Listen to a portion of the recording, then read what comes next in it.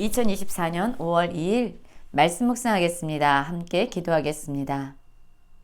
하나님, 우리가 하나님의 뜻을 이루기 위해서 전심으로 기도에 힘쓰게 하시고 또한 하나님의 뜻을 분별할 때에 그 말씀에 온전히 순종하는 자 되게 하여 주시옵소서. 예수님 이름으로 기도했습니다. 아멘. 오늘의 말씀은 사도행전 1장 12절부터 26절까지의 말씀입니다. 말씀을 함께 살펴보시기 전에 개인적으로 말씀을 꼭 읽으시고 묵상하는 시간 가지시기 바랍니다. 1장 12절입니다.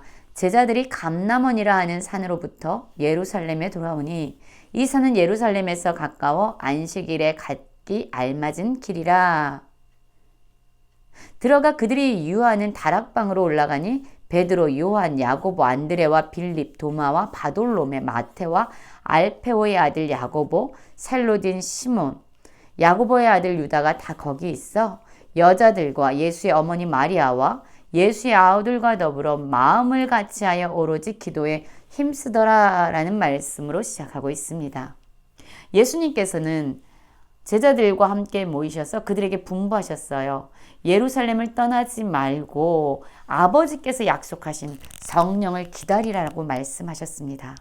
그리고 제자들은 예수님이 승천하신 이후에 예수님의 분부의 말씀에 순종하기 위해서 다시 예루살렘으로 돌아오게 됩니다. 여러분, 이 예루살렘은 제자들에게 어떤 의미가 있는 곳일까요? 이곳에서 예수님이 죽으신 곳입니다. 이곳은 제자들에게도 두렵고 위험한 곳일 수 있지요. 예수님을 죽인 곳이지요. 제자들도 이곳에서 죽임을 당할 수 있는 그러한 곳이 바로 예루살렘이었습니다. 그런데 이 제자들이 예수님의 말씀에 순종하기 위해서 다시 예루살렘으로 돌아온 것입니다. 그리고 거기에서 예수님이 말씀하신 대로 성령을 기다리면서 마음을 같이하여 오로지 기도에 힘쓰는 그러한 모습을 보여주고 있습니다. 여러분, 그렇습니다. 예수님께서 아버지께서 약속하신 것을 기다리라 라고 말씀하셨어요.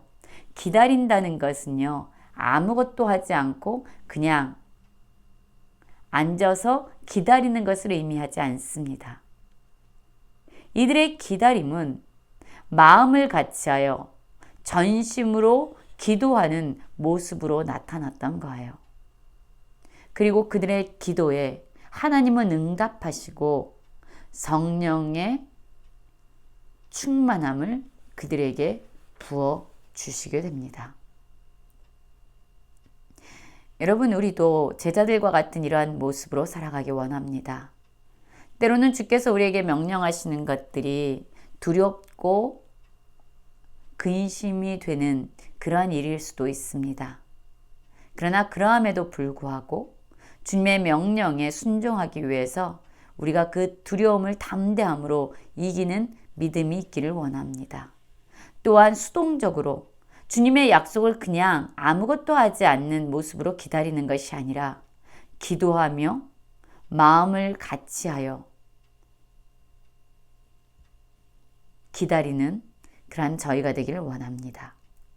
15절부터 보면은요, 이렇게 말씀하죠. 모인 무리의 수가 약 120명이나 되더라. 그렇습니다.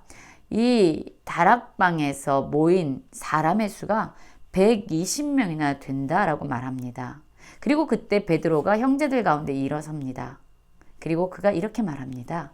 형제들아, 성령이 다윗의 입을 통하여 예수 잡는 자들의 길잡이가 된 유다를 가리켜 미리 말씀하신 성경이 응하였으니 마땅하도다. 이 사람은 본래 우리 수 가운데 참여하여 이 직무의 한 부분을 맡았던 자라.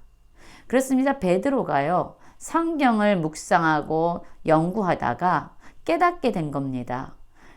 유다가 예수님을 배신하고 또한 그가 파멸의 길을 갈 뿐만 아니라 다른 사람이 그가 맡았던 그 직분을 맡아야만 한다는 그러한 하나님의 말씀을 그가 깨닫게 된 거예요.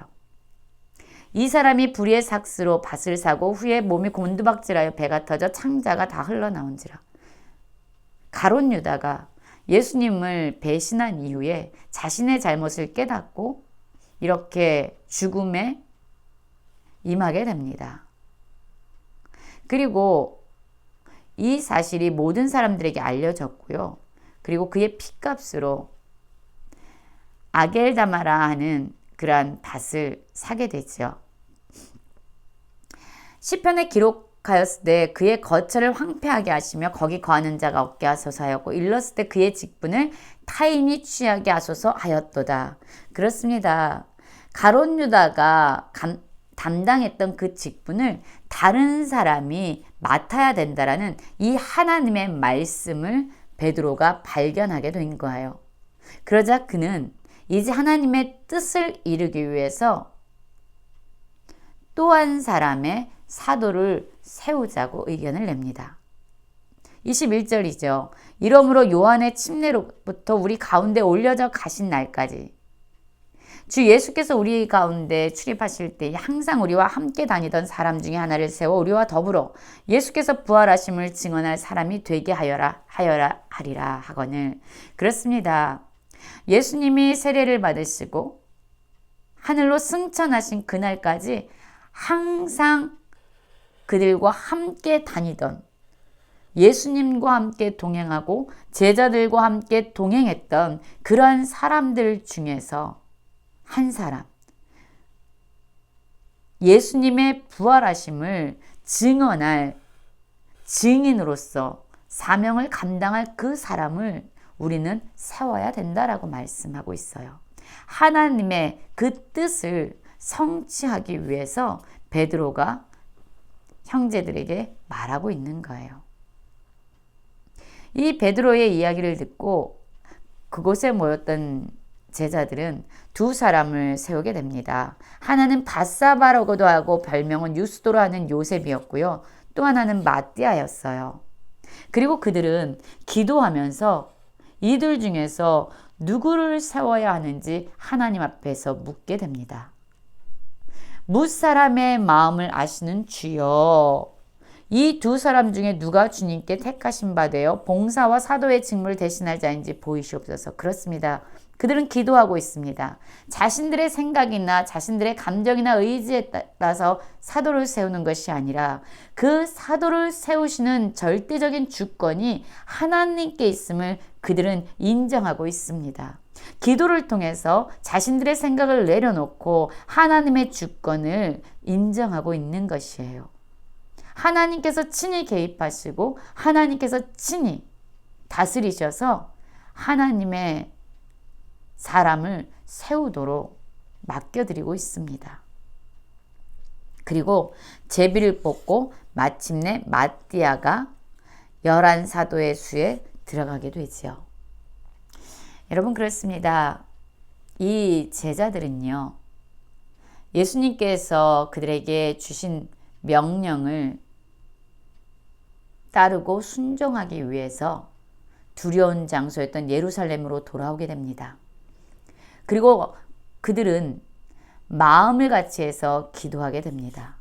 그 기도 중에서 또한 성경의 말씀을 통해 하나님의 뜻을 분별하게 되었고, 그들은 하나님의 뜻을 성취하기 위해서 마띠아를 세워 사도로서의 직분을 감당하도록 하죠.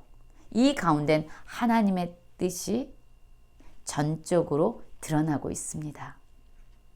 여러분, 우리의 삶 역시 예수님의 말씀을 온전히 성취하기 위해서, 이루기 위해서 전심으로 기도하고, 또한 하나님의 뜻이 분명하게 드러날 때에 그 말씀을 이루기 위해서 전심으로 순종하는 우리 모든 성도님들이 되시기를 간절히 기도합니다.